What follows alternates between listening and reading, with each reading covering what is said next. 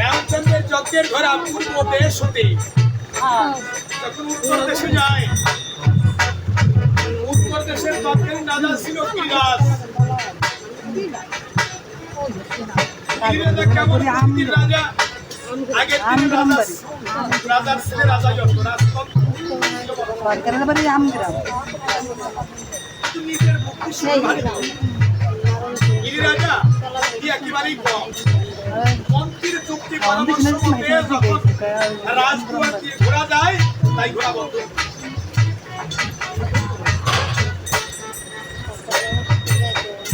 এত দৃশ্য দর্শন করে বীর শত্রুঘ্ন দুয়ারে এসে ডাক দিয়ে গিরিরাজকে বলি, ও গিরিরাজ,